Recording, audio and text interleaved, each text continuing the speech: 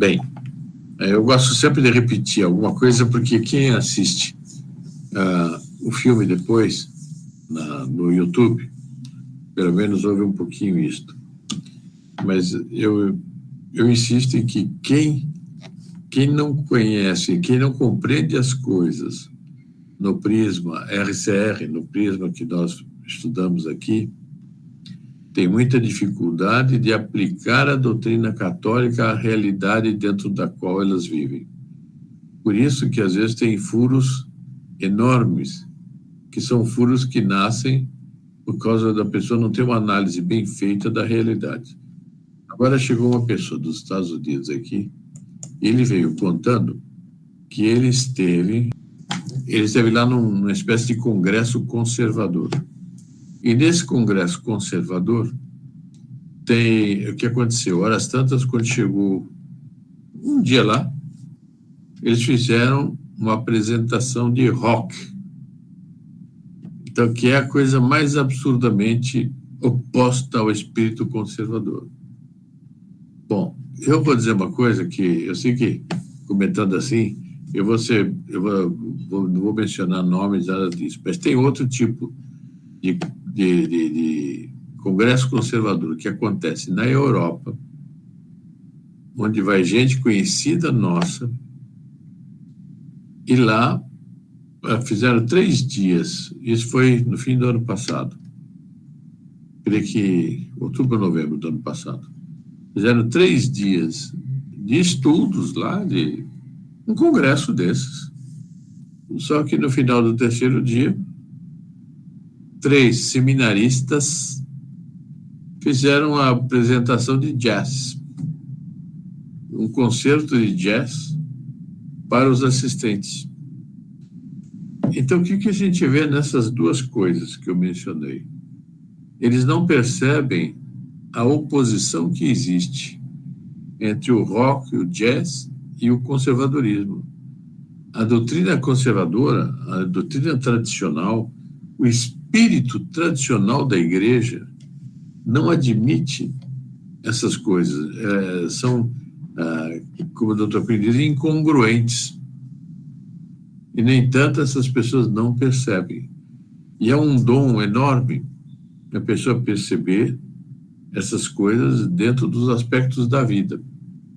E tem muita gente que não percebe isso. Por quê? Porque não se interessa o suficientemente para se pôr a par disto. Esse exercício que nós estamos fazendo agora, somando ambientes e costumes, que é a maioria deles, mas tem também outros que nós fizemos, as maravilhas da fé católica, aquela coisa toda, as sublimidades da fé católica e tudo, que não vai parar, depende de aparecer algum material. Mas o que acontece?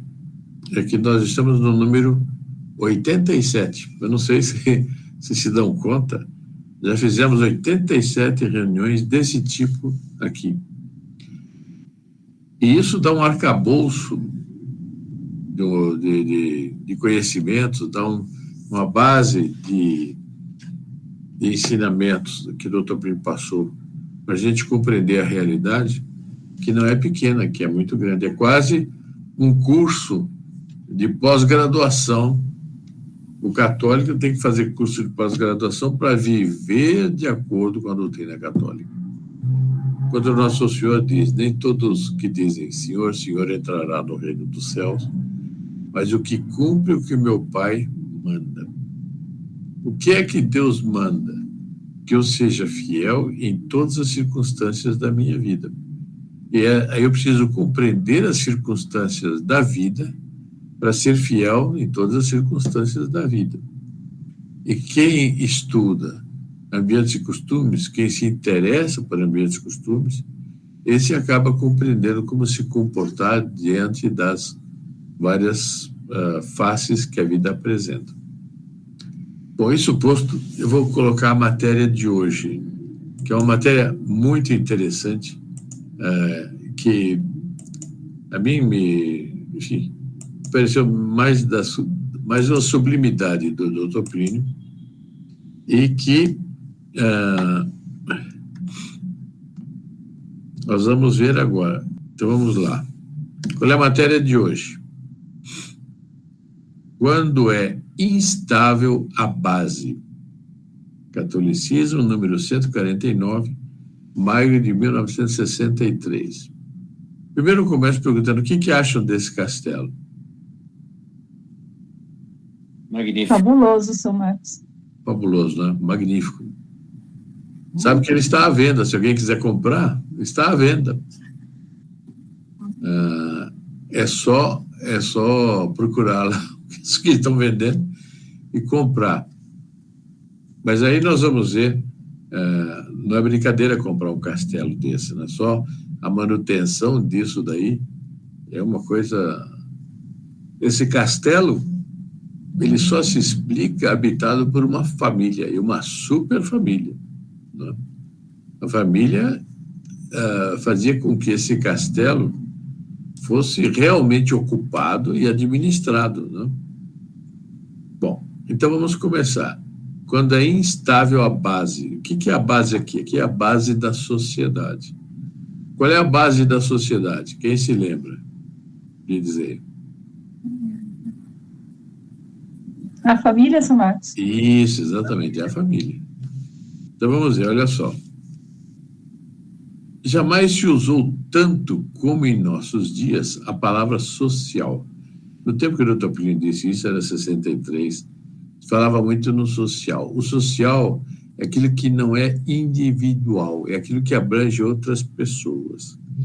E a esquerda sempre quis tirar as coisas do âmbito particular e passar para o social. Então, por exemplo, eles não gostam da propriedade particular, eles gostam da propriedade coletiva.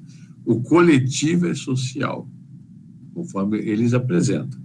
Então, o Dr. Plínio vai descascar esse abacaxi e vai mostrar de uma maneira sublime como é que a gente deve compreender o social. Então, diz, jamais se usou tanto como em nossos dias a palavra social. E também jamais tanto se abusou dela. É preciso ver, nos nossos dias ainda se fala um tanto, hein? Função social da propriedade, deve ter ouvido falar isso, né? Bom, então ele continua. É este um fenômeno típico das épocas de crise. Qual é o fenômeno típico? Usar e abusar das palavras que exprimem grandes e augustos conceitos, de maneira a cohonestar, quer dizer, endossar, e até a prestigiar com elas os mitos, as fobias, as aspirações torvas e febricitantes das coletividades convulsionadas pela demagogia. No fundo, eles usam isto para fazer o jogo da demagogia, para fazer propriedade, a revolução urbana, a revolução agrária, etc, etc.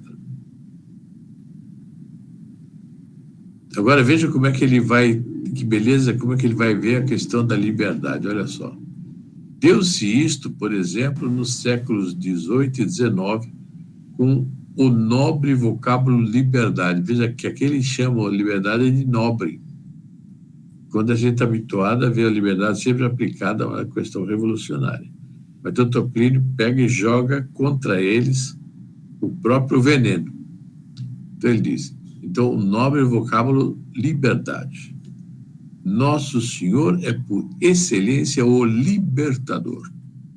Então a liberdade ninguém praticou, ninguém lutou mais por ela do que Nosso Senhor. Então foi ele quem quebrou os grilhões do pecado e da morte. Então ele nos libertou do pecado e da morte. Então é o grande libertador, é Nosso Senhor. Veja como ele inverte isso. Isso é o oposto do que afirma a teologia da libertação. Continua. E deu ao homem recursos superabundantes para se libertar da tirania do demônio e das paixões desordenadas. Veritas liberabit vos. Olha que magnífico isso. Então, ele deu recursos superabundantes para o homem se libertar da tirania dos demônios e das paixões. Porque o que é que diz aí? A verdade vos libertará. E a verdade, fonte da genuína liberdade. quer dizer a verdade, a liberdade, ela só é autêntica e sincera quando ela é apoiada na verdade. Ele a definiu claramente. Eu sou o caminho, a verdade e a vida. Então, veja que são termos que aparecem que aplicam de uma maneira errada, errônea, né? Esquerdizante, o uso santo que é feito dessas palavras nas Escrituras. Está bem claro até aqui ou está confuso? Claro. Está claro? Bom, então veja.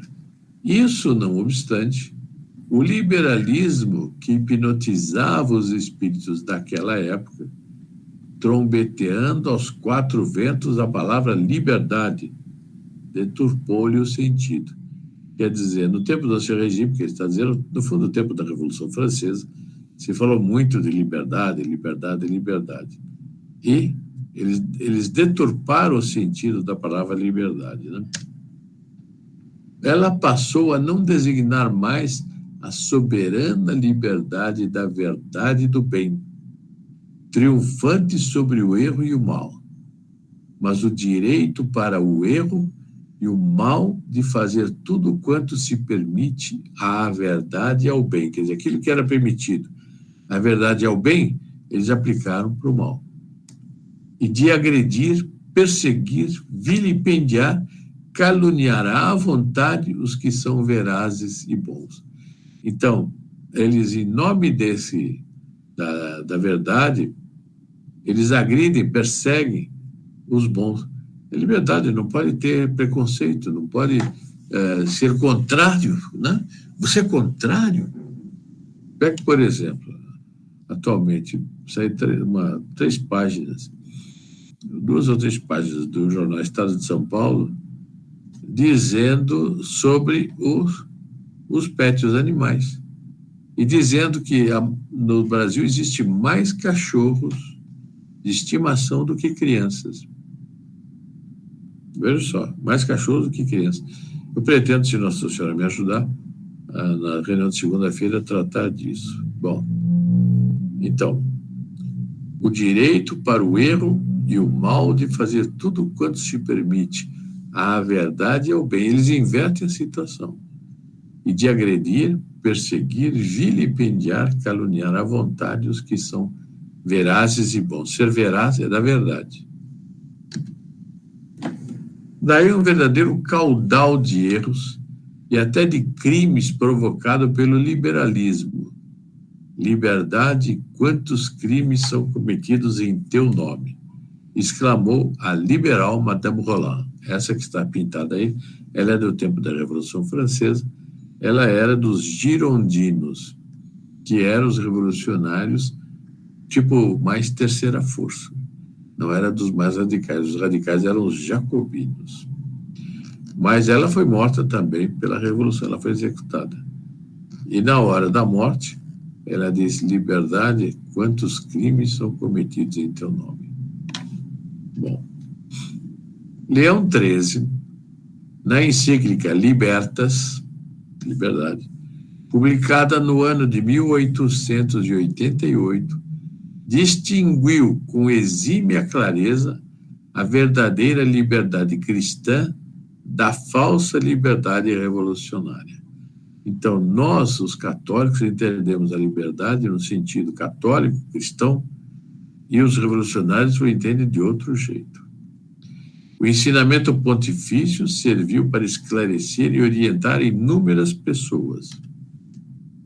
Não obstante, não logrou, quer dizer, não conseguiu evitar que, grosso modo, as multidões ainda tenham, em nossos dias, um conceito de liberdade que ou é exclusivamente revolucionário ou é uma mescla deplorável de elementos revolucionários e de alguns vislumbres do conceito cristão, num sincretismo, quer dizer, uma mistura, com o qual só a revolução tem a ganhar. Então, quando se mistura o sentido revolucionário com o sentido verdadeiro, quem lucra é a revolução. Tal é a força do erro e do mal nas épocas de crise. Quer dizer, está aqui uma jogada que o mal faz é misturar nos conceitos o aspecto revolucionário com o aspecto verdadeiro. E na mistura fazer muitos bons bobos engolirem o assunto. Então, esse aqui, para nós, o ensinamento importante é que isso aqui, os movimentos conservadores não têm isso assim. Ou é um profeta que abre os olhos, ou não tem, ninguém vê. E para ver é preciso seguir aquilo que o Tocqueville ensina. Então, tal é a força do erro e do mal nas épocas de crise.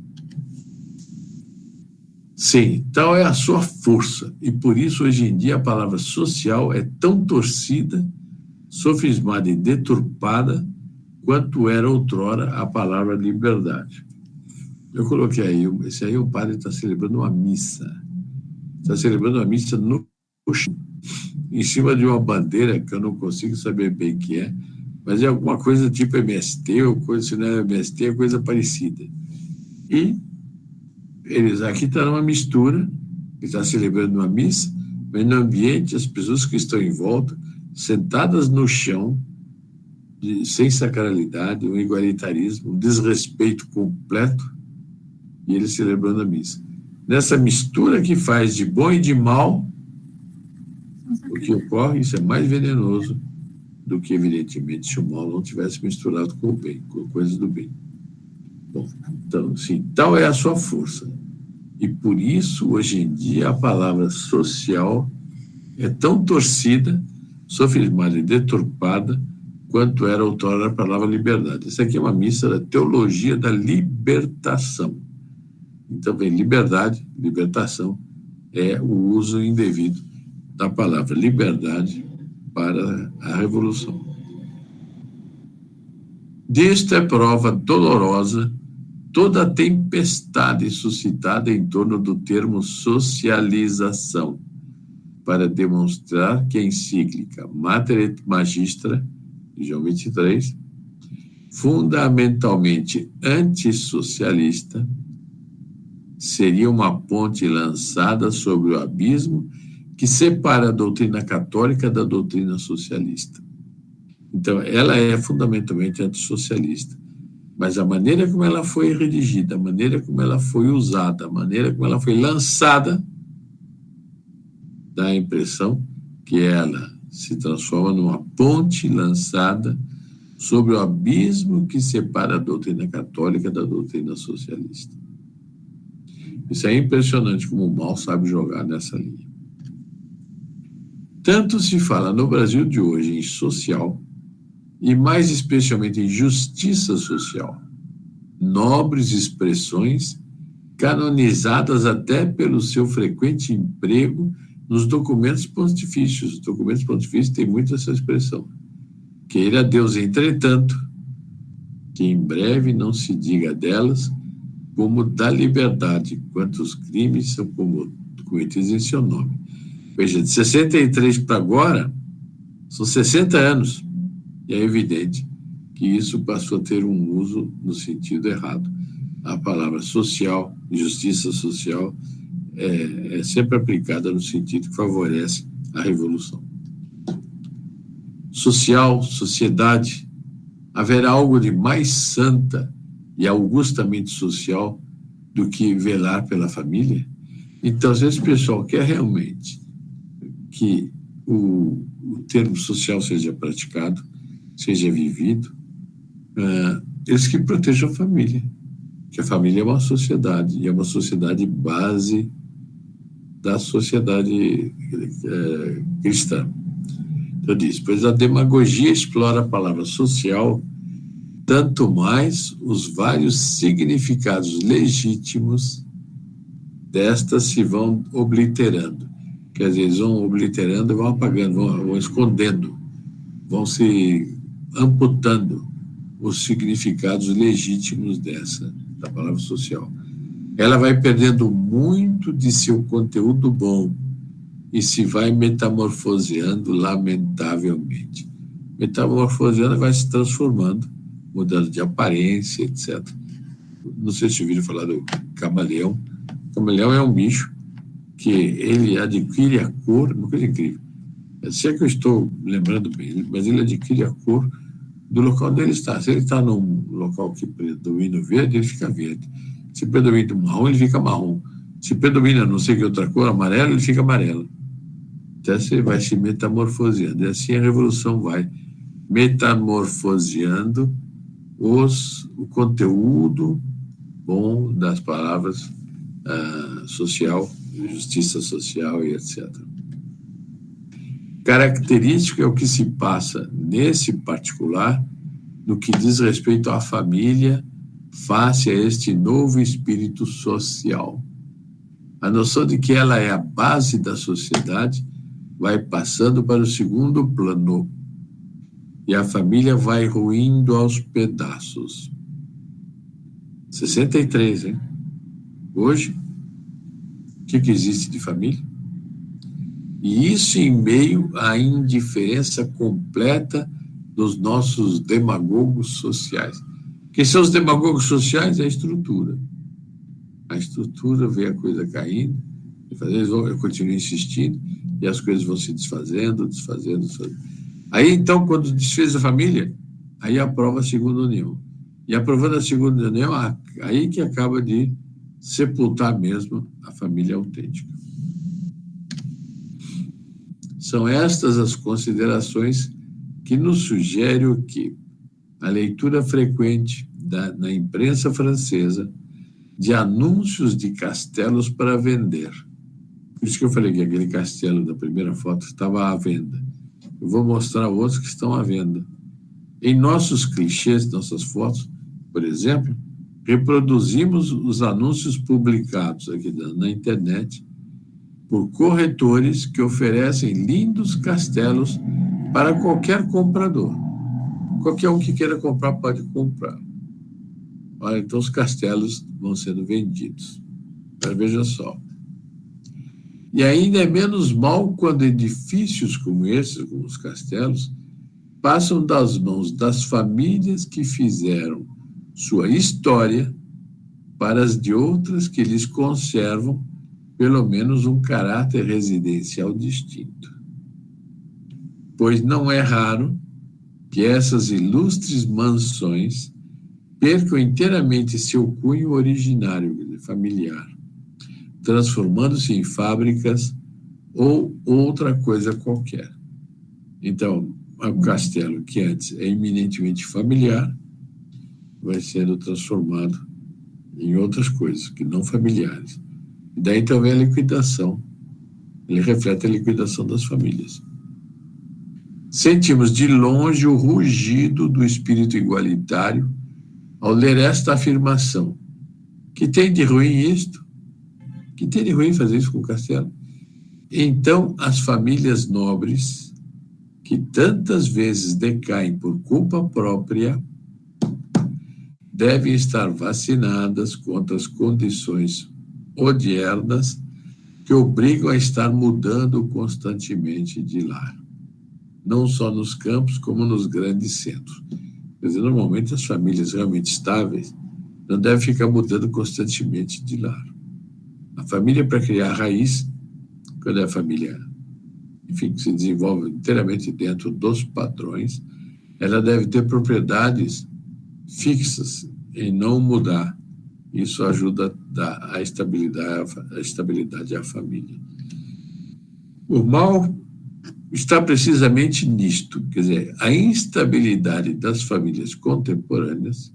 Não tem nada que seja estável, mudando para cá e para lá, mas como elas também se desfazem, não?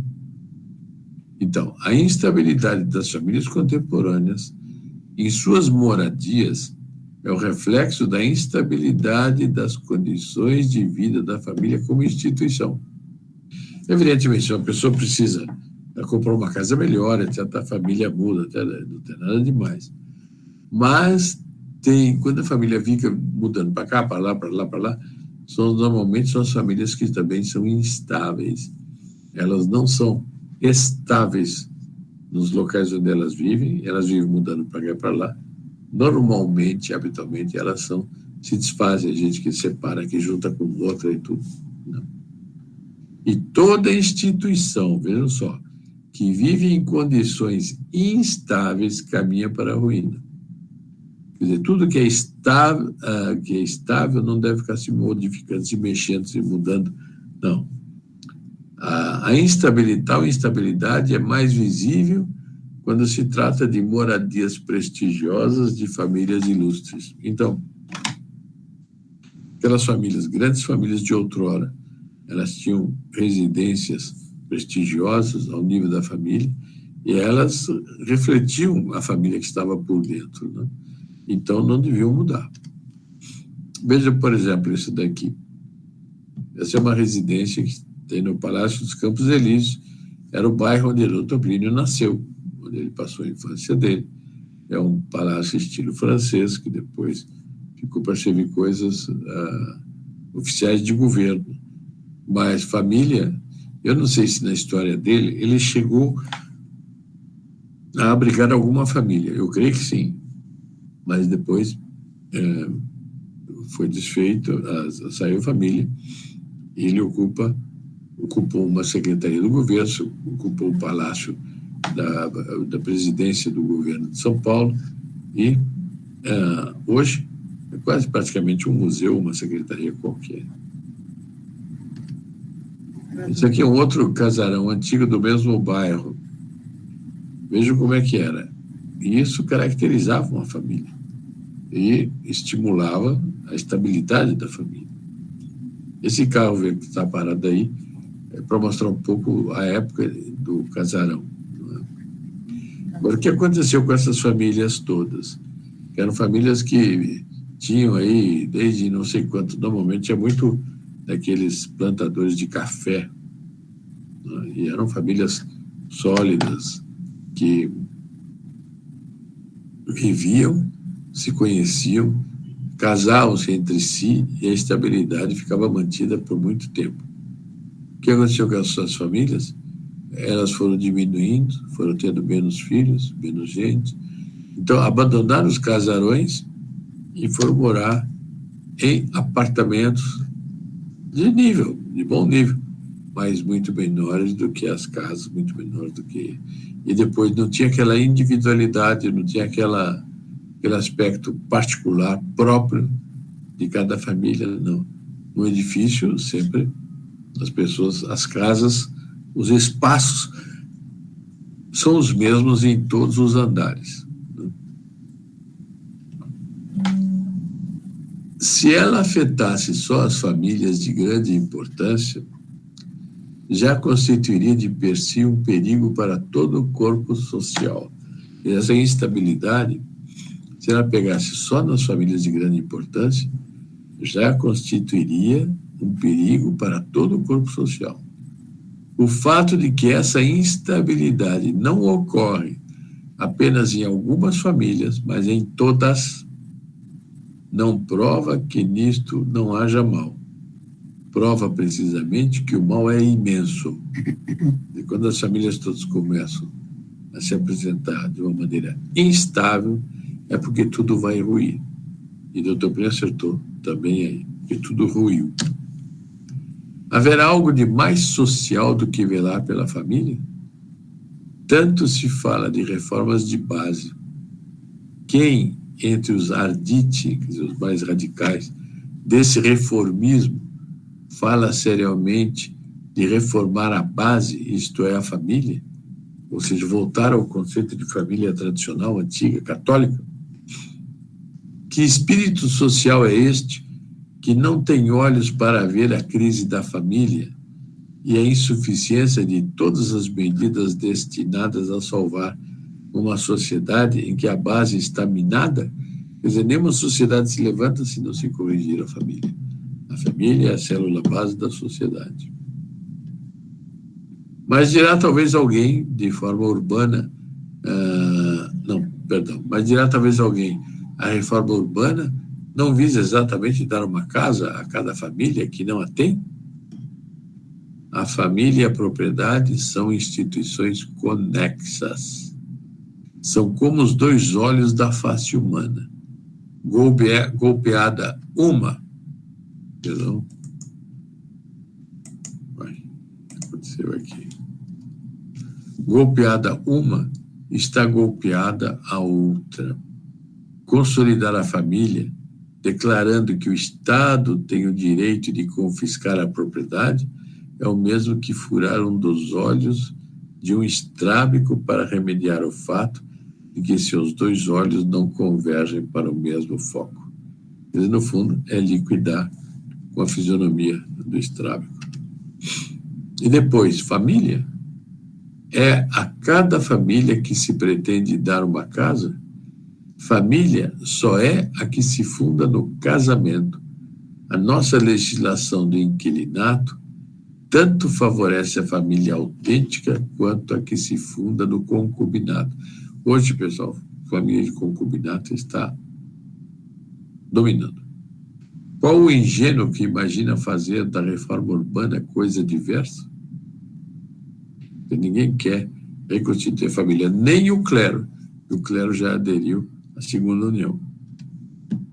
Aqui é uma foto de uma família antiga daquele tempo. São todas pessoas de uma mesma família. E vejam como é que eram as coisas. Não? Percebe-se homens, mulheres, algumas crianças, mas percebe o seguinte, que isso era sólido. Isto era sólido. Não tem conversa. Veja aqui. Também. Eram famílias que levavam a sério o vínculo familiar. E o vínculo familiar levado a sério dava consistência às famílias. A gente vê que tudo isso reflete uma força de união entre eles, que era a base da sociedade. E tudo isso acabou. A família virou isto. Veja até onde nós chegamos. A família virou isto. Eu não estou exagerando, porque hoje em dia o cachorro é considerado membro da família. Agora veja aqui embaixo do cachorro, essa pessoa aí, enfim, ela está usando uma roupa toda rasgada, furada. O que é isto? Aqui fica a prova da grave deformação do senso social que apresenta a social demagogia reinante. A palavra social só lhe atrai a simpatia quando serve para fomentar a luta de classe. É verdade que quando a base é instável, rui o edifício. Mas que importa isto a demagogia? Ou antes, não é precisamente isto que ela visa? Acabar com a família? Agora vamos ver alguns castelos que estão à venda na França. Hoje, hein? Esse daqui. É uma beleza de castelo, é um mimo de castelo. Mas isto, qual é a maior dor que tem? É que não tem mais família para preencher isto. Uma família para encher um castelo tem que ter não só um certo número, mas tem que ter também gente de pasta, tem que ter gente de conteúdo, e senão não enche um castelo. Olha aqui. Seu Marcos. Senhora. Pessoal, que interessante, se tivesse dinheiro comprar, podia fazer um simpósio aí. Como eu gostaria de ter dinheiro para isso, viu?